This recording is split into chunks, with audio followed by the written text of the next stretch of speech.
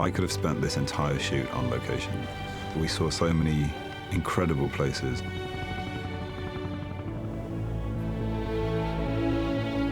I know I'm a Kiwi, but I have to say I cannot imagine making these films anywhere but this country. Amazing. Wherever we went, it was an extraordinary experience. And here we were making a film. Go, go, go! A New Zealand film, The Hobbit.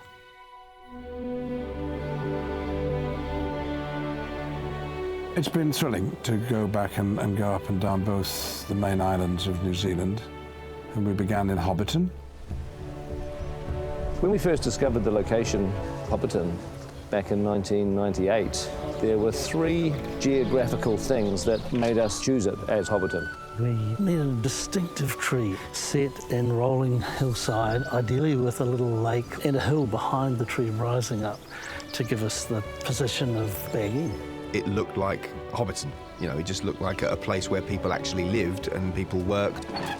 The highlights have definitely been watching Hobbiton from the air, which is something that I don't think was really done on Lord of the Rings. Seeing it like this kind of living model village, it was just extraordinary. The original Hobbiton set was built out of polystyrene. And even though we had to take it away, which I thought it was a shame, it actually wouldn't have survived. Of course, doing The Hobbit now, it gave us the ability to rebuild Hobbiton out of permanent materials. And it's been made to last out of materials that aren't going to deteriorate, and we can carry on showing people what's involved in making a movie. People who've seen the films can go and relive them by actually knocking on Bilbo's door. Or you can just look and see there's no having to finish the illusion. It's just here.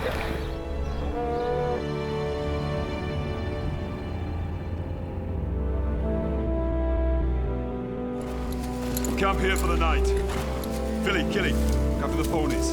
Denise Bluffs is its volcanic activity has brought the rock up out of the ground, and there's these huge shafts of rock. It looked like something from Jurassic Park. You can't do any helicopter shots coming over from the back because it's behind it's just ply and scaffold. But it'll all come out, I think, in a couple of weeks. And then there's going to be a permanent one put in place for as a tourist attraction. The beautiful rock formations, cliffs, and then down, down, down into the most incredible bush. It seemed ancient. There were lots of moss on all the great rocks. It seemed incredibly old. It's a lot of native bush in that area. It's a stunning location.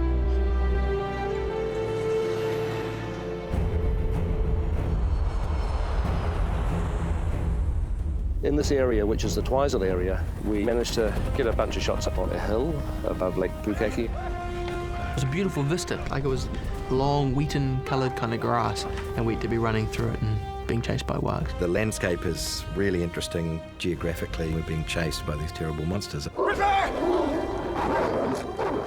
It's just everything you could hope for in an epic adventure. I took a photo that I sent to some friends.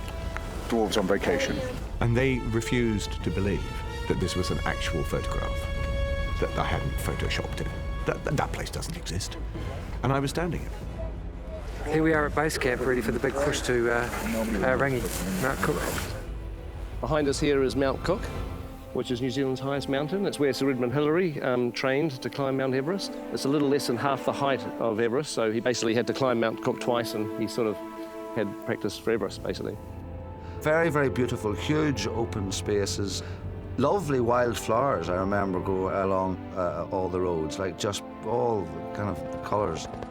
We hit it at this time of year where these incredible variety of shades of purple lupins just, springing up everywhere.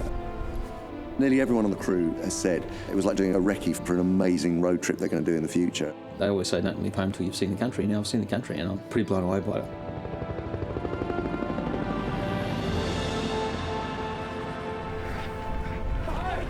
So, Strathtyre, central Otago, a pretty remote location. We wanted to use this location primarily because it's a chase through the rocks, wargs, after the dwarves. So I love the idea of doing a chase that was that spread out over a huge landscape.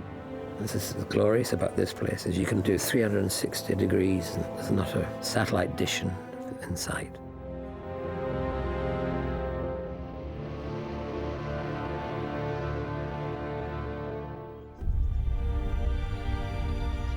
You know, when we all went to Queenstown, I'd never been there before, and it was just astonishing. I mean, a beautiful jewel, really at kind of the bottom of the world. Queenstown, a famous holiday place here, but we escape the crowds and go up the lake and into the mountains, and that's perhaps my favourite spot. Earnswell Burn was probably one of my favourite locations, a gorgeous alpine sort of valley surrounded by waterfalls. The place was alive with these incredible cascades.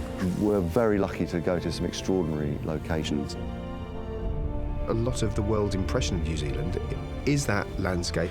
You know, the rolling hills and the mountains and the fjords. It's got everything in it. It's real, it's the real countryside. But at first you think, wow, what a good job they made.